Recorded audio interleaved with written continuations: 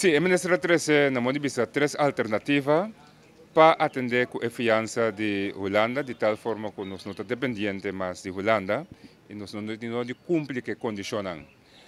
Ela três alternativas não aqui, mas de mesmo roceia ela mais a questionar a factibilidade.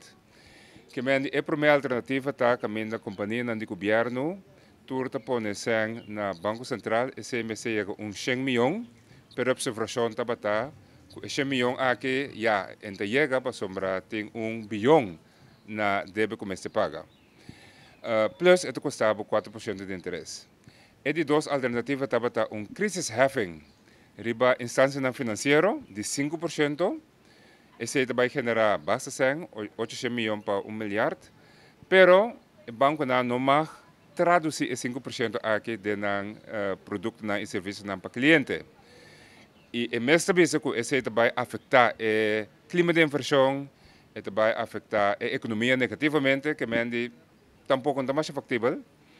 E é de três alternativas está com fundo que está no Banco Central, caminho do Instituto Financeiro de Pone 100, que também pode chegar entre 800 e 1 milhar, pero com interesse de 5%. Então, isso significa que o governo se paga 50 milhões por ano na interesse. E a mesma visa, que esse não é factível no momento aqui.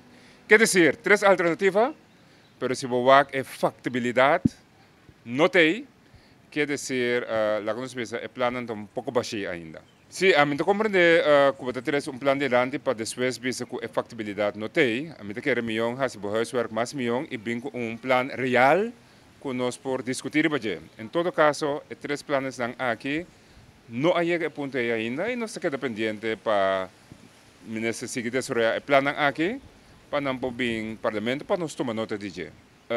Lagami bisa assim que a mim não sa de plano aí, pero sempre por que nós estamos mais dependentes para o ministro de Finanças, gabinete Pisas, bem com alternativa, riba e cojo, para sombra TC na campanha, TC na explica que na lopor assim, que nós estamos dependentes.